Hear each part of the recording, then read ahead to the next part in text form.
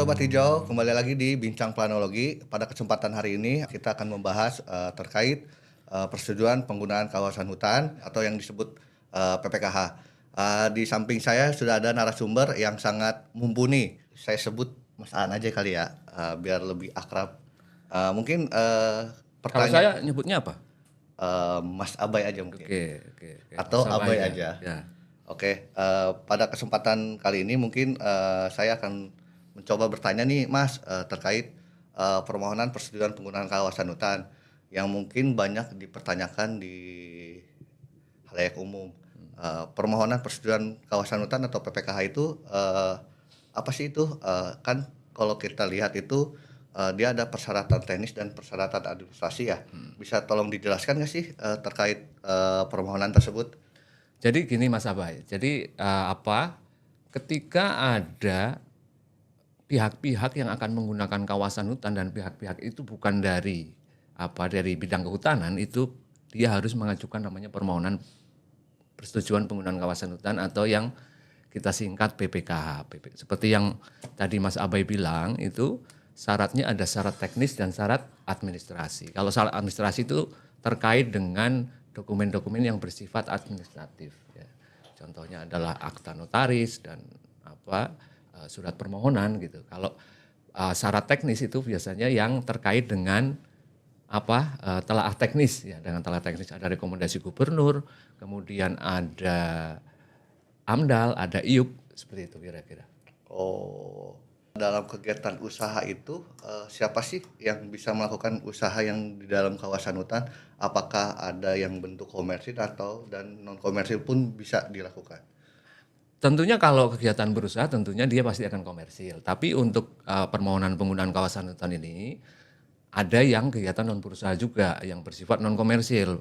Misalnya pemerintah kabupaten, pemerintah Pemda dia pengen membangun jalan yang menghubungkan antar kabupaten atau antar desa. Dia dan jalan itu terletak di kawasan hutan. Dia harus mengajukan permohonan PPKH kepada menteri. Kalau yang bersifat komersil tentunya banyak usaha-usaha di negara kita yang tidak bisa dihindarkan itu bersinggungan dengan kawasan hutan. Contohnya ya tambang, kelistrikan, kemudian ada migas dan sebagainya. Sehingga sebetulnya kegiatan ini tidak merugikan atau tidak menghambat pembangunan lah. Pastinya tidak menghambat, dia justru akan mendukung atau membantu desa tersebut atau daerah tersebut untuk berkembang. Kan banyak ya di negara kita yang belum teraliri listrik, di daerah-daerah mana di luar Jawa, mungkin di Sulawesi, di Papua, atau pokoknya di daerah-daerah pedalaman banyak yang belum dialiri listrik.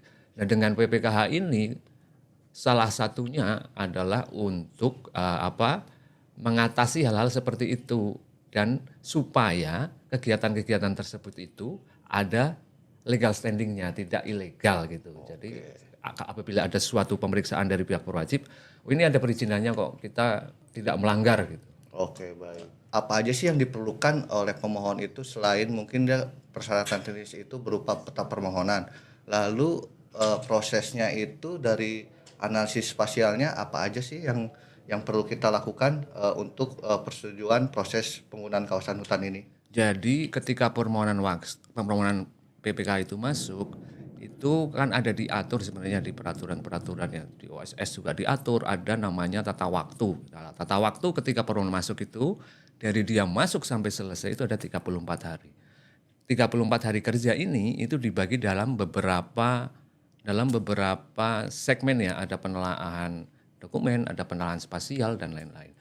Ketika permohonan pertama kali masuk yang dilakukan nanti adalah ada penelaahan spasial oleh teman-teman di Subdit PNBP dan pemantauan kewajiban. Namanya kalau nggak salah nama subditnya seperti itu. Nah apabila telah dilakukan penelaahan teknis nanti akan dilakukan penelaahan dokumen oleh teman-teman di Subdit penyiapan penggunaan kawasan hutan. Apa yang dilakukan di Subdit penyiapan penggunaan kawasan hutan dalam penelaahan dokumen? Penelaahan dokumen ini juga sebenarnya terbagi dalam ada cara prinsipnya ada dua. Yang pertama adalah tetap kita melakukan analisis spasial. Kemudian yang kedua kita melakukan analisis regulasi atau analisis peraturan-peraturan yang ada. Seperti itu. analisa spasial yang harus diperhatikan, yang perlu yang perlu disiapkan tentunya ya pertama adalah penelaahnya, manusianya ya. Manusianya penelaahnya harus tahu cara eh, analisa menggunakan software-software GIS ya. Bisa ArcGIS, bisa dan lain-lain. Kemudian juga tentang citra satelit atau penginderaan jauh dia juga harus menguasai itu. Terus yang kedua tentunya yang dibutuhkan adalah bahan dan data. Bahan dan data itu apa aja? Yang pertama data areal yang akan di-overlaykan. Itu data dari pemohon. Data di pemohon itu harus berupa SHP, harus berupa poligon, supaya nanti prosesnya tidak menjadi panjang. Karena memang terkadang ada yang tidak menyampaikan dalam bentuk SHP. Mungkin dalam software lain ada software QGIS. Macam-macam ya AutoCAD, sampai sekarang untuk pemetaan. Baik, Mas Aan, terkait persyaratan teknis, teman-teman penelaah atau teman-teman dari tempatnya Mas Aan itu untuk melakukan penelaahan spasial itu seperti apa?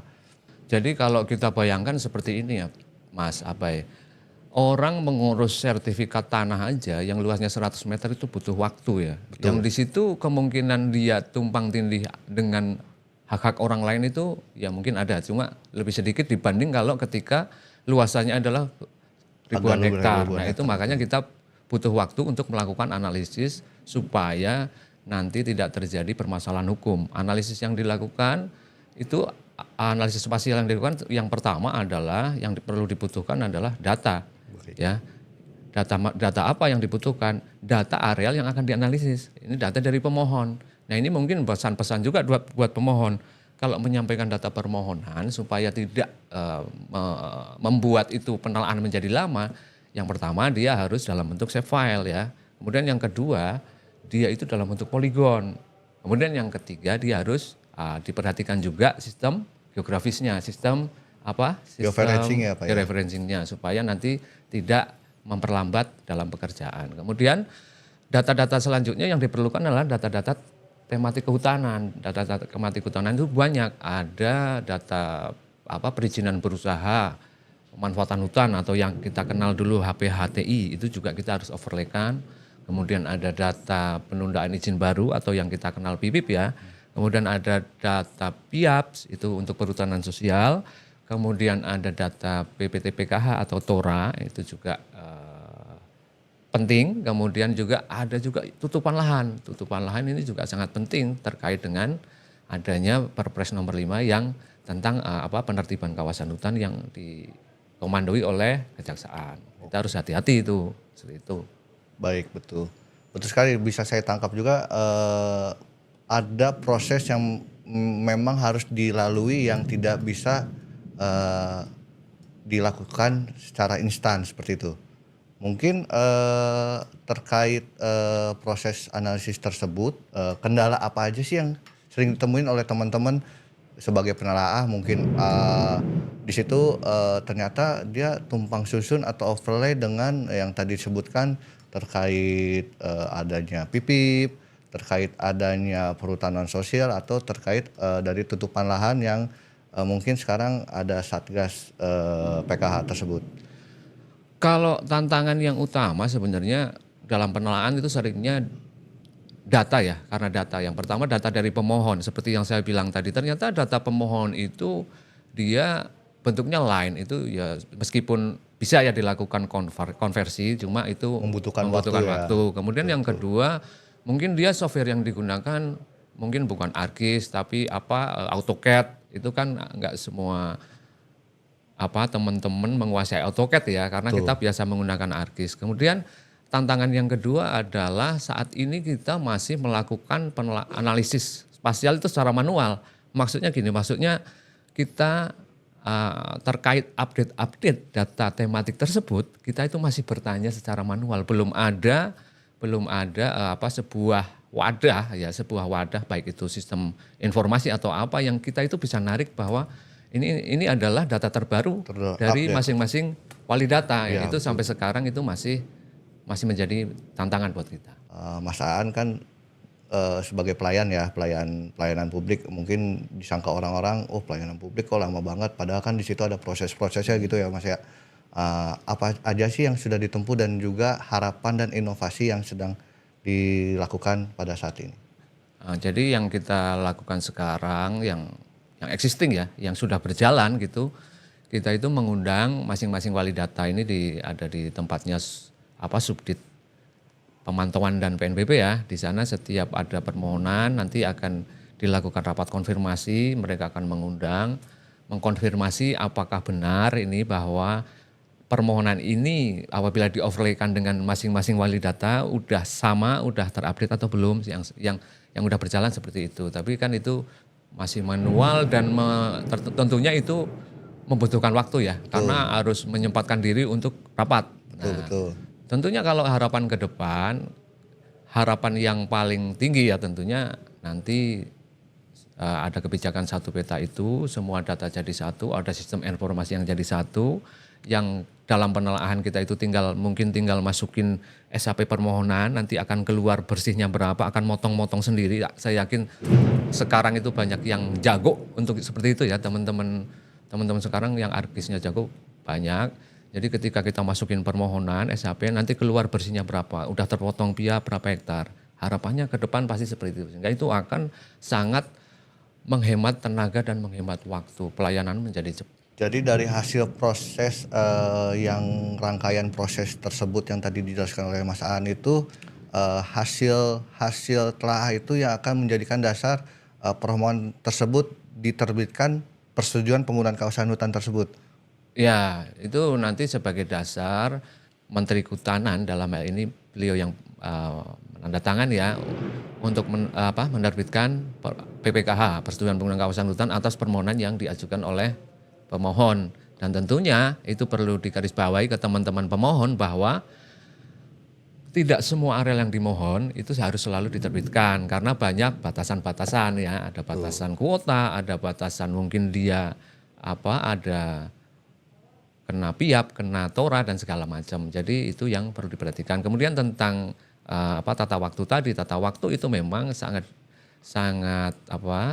memang seperti itu adanya. Jadi memang penelaahan itu memang butuh waktu supaya itu cermat dan untuk menghindari permasalahan hukum di kemudian hari. Betul, betul. Saya sepakat dengan hal tersebut, Mas Aan. Harapan kedepannya atau inovasi yang diharapkan oleh Mas Aan dan teman-teman ada nggak sih dan bentuknya dalam bentuk apa? Seperti itu. Jadi gini, dari tantangan-tantangan itu kita sebenarnya udah melakukan beberapa hal ya. Salah satunya kita sudah membangun sebuah sistem informasi khusus untuk penggunaan kawasan hutan, kita sebutnya sinergi. Oke. Di sinergi itu nanti kita bisa melihat itu merupakan database ya, database dari IPKH.